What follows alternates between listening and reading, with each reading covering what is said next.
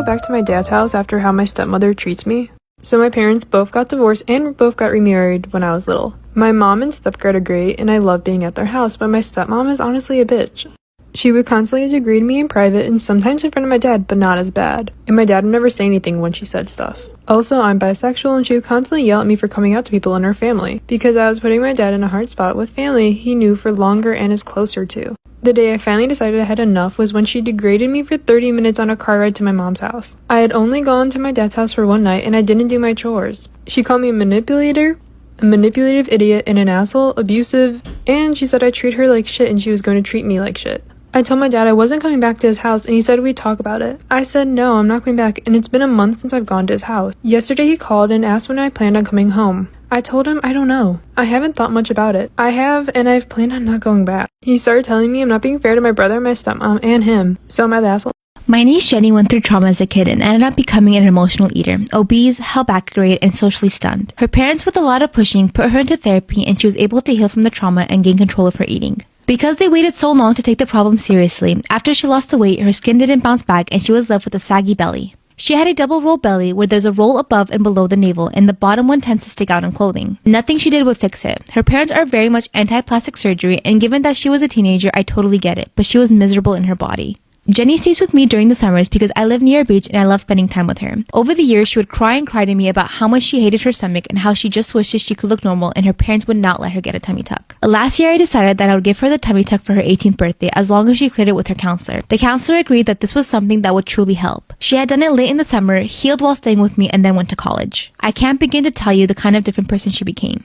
Confident, happy, she finally wore clothes that didn't hide her body in the whole 9 yards. She came home from spring break and finally wore something that made her mom take notice, and I'm guessing mom saw the scar. She hit the roof and started yelling at Jenny for what she did, asking her if she really spent her college money for something this frivolous. Jenny came crying to me about it and I knew I couldn't let her mom blame her, so I fessed up. I am now completely blacklisted. My sister basically thinks I'm Satan, warping her kids' self-esteem and self-image. I should have told her to learn to love her body instead of giving into diet culture. Jenny is healthier and happier than she's ever been before. Furthermore, she was 18 and this is something she has wanted since she was about 15. It didn't lead her to wanting more surgeries. It led her to sobbing happy tears after she tried on a curve-fitting dress for the first time. I don't see what I did was wrong at all. At the same time, I know she's not my kid and we went behind my sister's back. Plastic surgery is a big deal, so I don't know. Story time about how I came out as bi to my parents. Disclaimer, this is not my story time. It was sent to me on Instagram. By the time I was 12 years old, I definitely knew I was bi. By the time I was 14, I'd already had a girlfriend and a boyfriend, but my parents did not know any of this. When I was 15, I even had a girlfriend for a full year. She would come around the house and I would say that she was my friend. But one day my mom walks in on me and my friend making out on the bed without our shirts on. My mom was so horrified that she actually ran out of the room. Later I explained to her that we were just playing a game and that it was popular at school. I basically convinced her that I was not bi. Or at least I thought I did. Later on that day, my dad comes to my room and basically asked me if I liked girls. I swore up and down that I didn't. Then when I was 16, I found myself having 2 girlfriends, don't ask me how. Again, they would each come over and I would just say they were my friends. I thought I was home alone, so I invited my girlfriend over. We start fooling around and that's when my door opens. My dad is looking at me getting it on with another girl. Part 2 is up. My dad walks in on me while I was fooling around with the girl in bed. Mind you, I'm a girl. Disclaimer, this is not my story time. It was sent to me on Instagram. Keep in mind, I had half of my clothes on. My dad literally picked me up from the bed and threw me out of my room. Then he kicked my girlfriend out. It was definitely traumatizing. My dad called my mom and told her to rush home. They interrogated me for 3 hours. I told them I'd had girlfriends and boyfriends. They were more than shocked. They finally calmed down and I was able to go to sleep. 2 days later, my dad tells me to pack my suitcase. I asked him why, but he wouldn't tell me. Then he drove me to a camp that promises to help your children who are bi. Instead of being afraid, I told my dad that I would try my best. I lasted about 2 days there. They basically made us do Bible study, and I was made to feel like a perv. So I packed my little suitcase and I left. So of course, I packed my suitcase, climbed 2 walls, and I was free. That's when I heard a really scary alarm. Part 3 is up. I thought I was free, but then I hear an alarm sound. That's when I heard footsteps behind me. I started running and I got to a main road. Luckily, a bus was pulling up right on time. I get on the bus and I go straight to my girlfriend's house, which was about 2 hours away.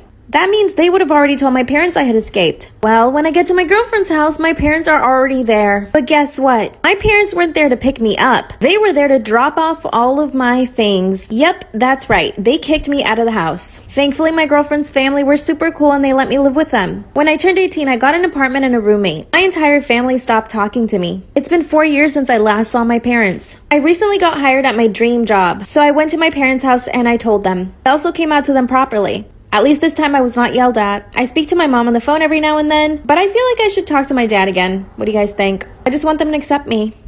I'm 21 years old and my parents are divorced. My dad cheated on my mom when I was 10 and left us to marry his coworker, Kay. In the weeks following the incident, my pregnant mother ended up miscarrying from all the stress. Kay married my dad and gave birth to my half-sister, S. I remember I always hated going to my dad's place. I remember being miserable whenever I was around them. I never had a bond with S and never considered her to be my sister. Anyways, I visited my dad until I was 15 and then moved to another country with my mom where she met P. P was an amazing guy who made my mother smile again. They ended up getting married and my mom gave birth to my twin brothers. When I moved to a new country, I cut off all contact with my dad. I was supposed to visit them every Christmas, but after my brothers were born, I felt like I finally had a real family and I chose to spend my holidays with my mom, P, and little brothers. Well, last year, S was diagnosed with advanced leukemia. I did feel sorry for her, but I was not in any way affected by the news. She finally passed away on the morning of my 21st birthday. Call me heartless, but for me, it was like some neighborhood kid getting sick. I felt guilty about my feelings because I'm very protective towards my brothers, and the mere thought of any harm coming to them makes me anxious.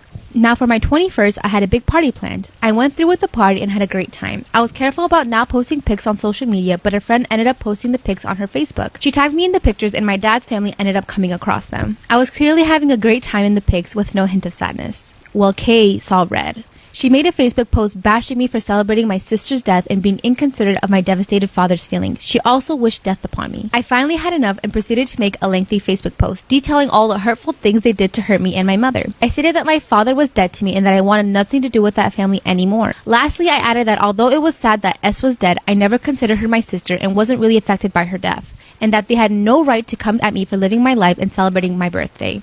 I ended up blocking all of them. Today, my mom told me I was insensitive and that I shouldn't have made the post disowning my dad and dead half-sister.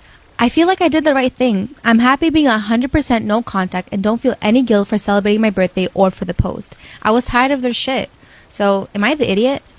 Story time about how my boss caught me hooking up with my coworker at work. Disclaimer, this is not my story time. A few years back, I was working at a really bougie restaurant on Sunset Boulevard in Hollywood. I was a host and all of the servers were super attractive. Everyone was either a model or an actress. I'd only been working there for a few months when this new guy got hired. Let's call him John. John was super attractive. Every single girl that worked at the restaurant was trying to find out if he was single or not. Well, it turns out he had a girlfriend. His girlfriend was super jealous. She was so jealous that she would actually come to the restaurant and sit in his section and just order food. She would stay for hours. One day, John and I had the opening shift. It was him, myself, and all of the kitchen staff. It was pretty slow, so we got to talking. He told me he was a model and he said that I was so beautiful that I should start modeling too. Well, that went straight up to my head. Once our shift ended, he asked me if I wanted to hang out, and of course I said yes. Then he grabbed my hand and took me to the back room. Suddenly, he closed the door and started kissing me. I was a little bit shocked, but I got into it. My manager walks in, part 2 is up. John and I are making out in the back room, and suddenly my manager walks in. We were also doing other things, but I'm not going to mention that. Disclaimer, this is not my story time. Well, John and I tried to pretend that we were back there cleaning. It so did not work. My manager said, "Are you guys making out back here?" We both said no at the same exact time. That's when he says that John's girlfriend had been waiting for him for half an hour. We didn't even realize how long we had been in there. Then my manager, let's call her Sandy. Sandy was really annoyed and I could tell. And she waves John's girlfriend to come over. She comes running over and she can see that John had his shirt halfway on. She looks at John and says, "I knew you'd do it again." She started crying, but of course John denied everything. And so did I. Of course I felt absolutely terrible. Then my manager looks at me and says, "If you want to be an SLUT, you better go find a job somewhere else." She told John he could leave. I was like, what? We were both in there, so why does John get to leave? She takes me to her office and writes me up. And I said, "What about John?" Part 3 is up. After my manager caught me making out with John and told his girlfriend, she told John he could leave. But she takes me to her office and writes me up. Then she says she's gonna have to talk to the owner of the restaurant and I should be ready to get fired. The following day I show up to work and everybody knows what happened. One of the other girl servers comes up to me and she's like, "You know that Sandy had a crush on John, right?" And I was like, "No." Then it all made sense. Of course she didn't want to get him in trouble. She liked him. Well, Sandy didn't take one thing into account. I had a great relationship with the owner of the restaurant. I was the only person that talked to him because everyone else was scared of him. So he came into the restaurant, I explained to him what happened, but I also told him that it was unfair that Sandy only wrote me up and that she threatened to fire me. He called Sandy over and asked her if it was true. And Sandy said that John said that I had pressured him into making out with me. As if! The owner of the restaurant said I was not getting fired. So I'm still working there. John is too. Sandy is too. But I don't know, should I quit? What do you guys think?